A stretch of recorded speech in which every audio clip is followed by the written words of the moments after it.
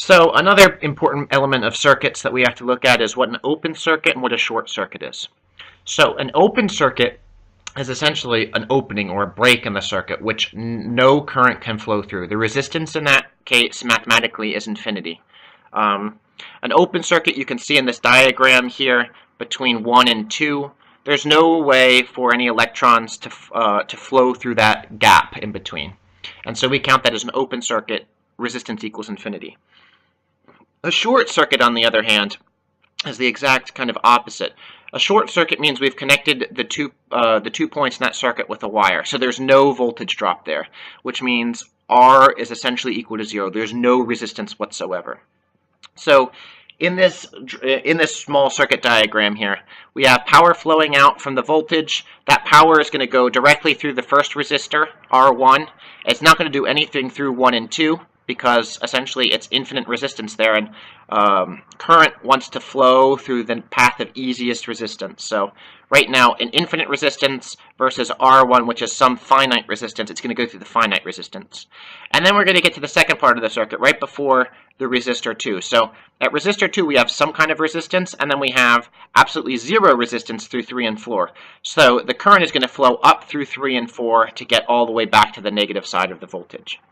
So an interesting part of this, too, is it's also technically very, very difficult to get a perfectly open circuit and a perfectly short circuit.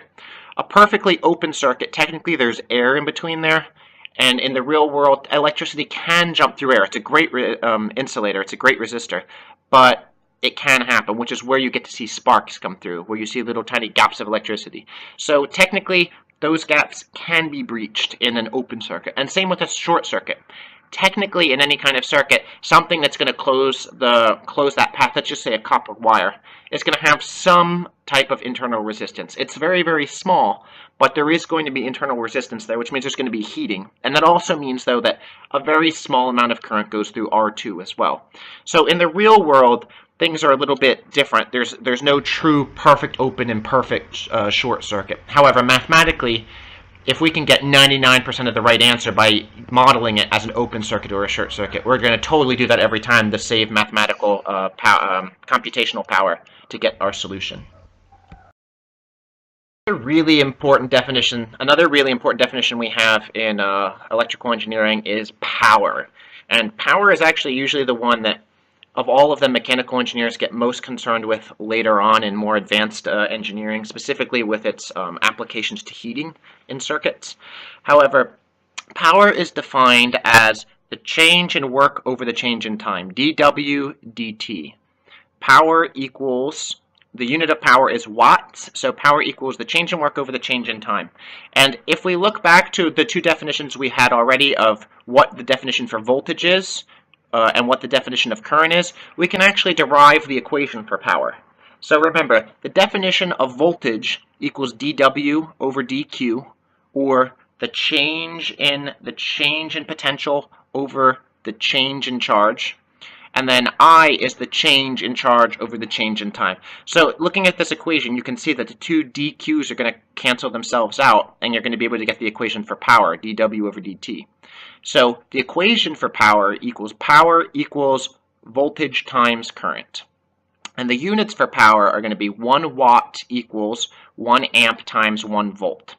And we can do some cool things with this equation too to solve later on to get power. But essentially for right now, we're going to look at power as P equals VI in the unit of watts.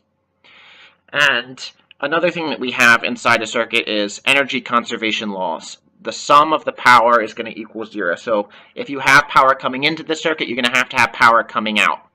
And power can come out of a circuit by doing work. It can be heating something. It can be moving something. You can have a lot of different ways of power coming out. But if you look at the system then of that circuit, it is a closed loop system and you have energy conservation. So here we're going to investigate passive sign convention, PSC. So this is a sign convention that was adopted by electrical engineers just to essentially make a right way so that electrical engineers could communicate together. It's totally arbitrary. It's picked by humans. There's no absolute right way, but this is the way that we do it. So what passive sign convention is saying is, in between any device, whether that's a resistor or some kind of sensor or a solar cell, whatever the device is that you're plugging in, you're going to have current flowing into it. And on the side that current is flowing into that device, you're either going to have a positive or a negative sign. So passive sign convention is saying that when the power of that device is greater than 0, you're going to be having power delivered to the device. So the device is going to consume some power. So a resistor is a great example of that. You're giving power to the resistor, and the resistor gets hotter. It's taking that electrical power and converting it into thermal energy, thermal heat. As opposed, so a resistor is going to have a positive on the side that current is coming into it. Now, on the other hand, let's just say we have a solar cell in our circuit diagram as our device. The power for the solar cell, we're going to have a negative on the left side. The power coming, because that solar cell is going to be supplying power. The solar cell is not going to be getting hot. It's going to be giving power into the system and letting the rest of the system have more to work with. So P, if the power is less than 0, so negative power, then you're getting power supplied by the device to the circuit. So if we look over here at this next picture, this is a good diagram of that. On the left-hand side, we have a 12-volt power supply, and that is going to be fed into two devices, device 1 and device 2. Device 1, we've put our plus sign in front of the device as current comes in, and the negative sign leaving the device. So that states, essentially, that this is going to be something like a resistor. It's going to have power from the battery supplied to the device to do something, whether to move a motor, or to get warm, or to put something on a screen. Whatever that is, you're going to have a positive outcome. P is going to be positive. And we can look at that because there's an 18-volt drop over this part of the circuit. So 18 volts times 3 amps, and that's going to be a positive value coming out of that. Now, if we look at device 2, that's going to start with a negative and then go to a positive. So device 2 is going to be something like a solar cell, or a motor that's spinning, something, or a battery even, something that's adding power back into the system. Because if you look at this, it's going to be 3 amps, 3 times negative 6. So if we go down here, power, again, our equation for power, P equals VI. Power 1 equals voltage 1, current 1. So at device 1, we're going to have 18 volts times the 3 amps of current. So that's going to be 54 watts. And that's a positive number, so that's going to be power that is delivered to the device. So that's going to be something where power is taken out. So 54 watts used to be one of the old light bulbs that we used to have, like a 60-watt light bulb.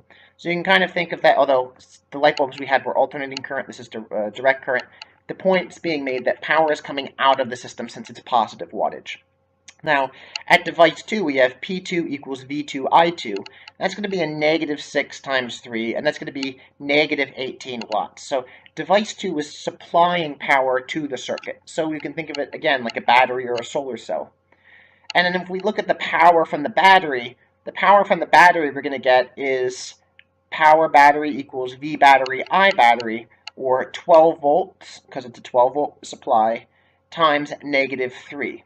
And why negative 3? Because if you look at the arrow and you bring that arrow all the way down through the circuit and back through the battery, you're going to get a negative first and then a positive.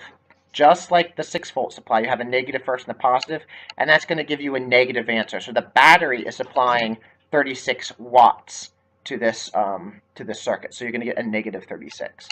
So in a technical sense, device 2 and the 12-volt source are supplying power to the system.